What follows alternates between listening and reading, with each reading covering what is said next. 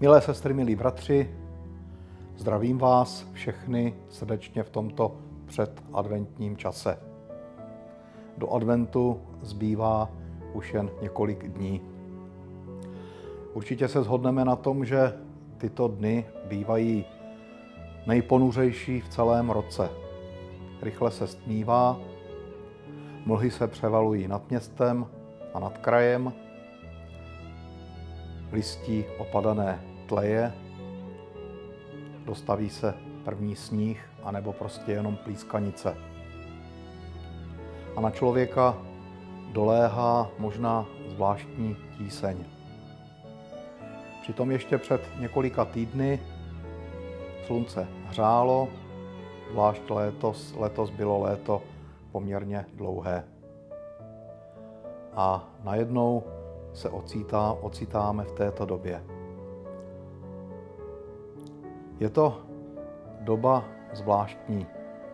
Když si zapálíte svíčku nebo lampu, tak do té tmy a do těch plískanic svítí světlo, které je umělé, ale které má své zvláštní kouzlo. Kdysi dávno, když první křesťané začínali slavit Vánoce, tak jejich oslavu umístili do doby zimního slunovratu. Slunovrat už v předkřesťanských dobách byl v mnoha starověkých kulturách důležitým svátkem. Lidé tehdy slavili tu prostou skutečnost, že se slunce zase začíná vracet. Že se začíná blížit doba, kdy bude znovu hřát a kdy tmy ustoupí.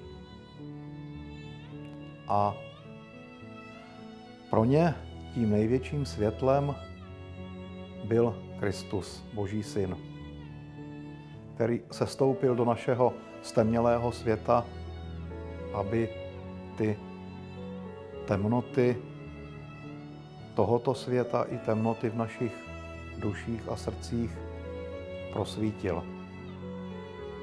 Aby nás přiblížil Božímu království. Podobnou zkušenost zažili už kdysi staří Izraelci.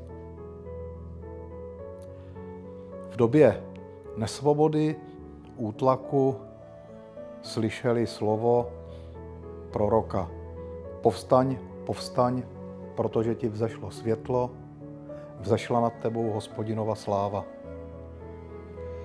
Doposud byli v područí nepřátel, ale to slovo naděje bylo pro ně tak silné, že si je přivlastnili a že vyhlíželi svobodu, kterou jim nakonec Hospodin dopřál a daroval. Když se podíváme do současného světa, je tam spousta věcí, ze kterých je nám smutno. Vidíme války, krvavé konflikty, dokonce takové, jaké jsme v minulých letech nezažívali. Jsme z toho smutní, a dokonce zděšení. A říkáme si, jak je vůbec možné, že je člověk schopen takhle jednat s druhým člověkem. Ale právě do těchto časů, právě do těch hrůz, které sledujeme na televizních obrazovkách, právě do těchto časů svítí světlo adventu, světlo naděje. Světlo, které ještě nestačilo všechny temnoty prosvítit a prohřát, ale které již je na postupu a které určitě zvítězí. Světlo Boží, světlo Kristovo, to je naděje pro současnost i pro budoucnost, která je před námi. A ta budoucnost nebude patřit temnotě, beznaději, ale světle božího vítězství. S příchodem adventu také vstupujeme do nového církevního roku. Církevní rok začíná těšením se, nadějí, že Pán Bůh má tento svět pevně ve své ruce i navzdory naší zlobě, i navzdory neutěšeným poměrům, které my jako lidé v tomto světě vytváříme. Chtěl bych vás všechny srdečně pozvat k účasti na tom, co v našem sboru na advent a Vánoce připravujeme. Na bohoslužebná shromáždění, na dětskou besídku, na různá setkání, koncerty, vzájemné sdílení. Chceme se sdílet jedni s druhými.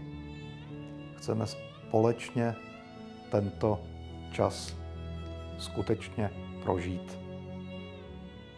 A tak přicházejte a společně rozsviťme světla adventu a Vánoc.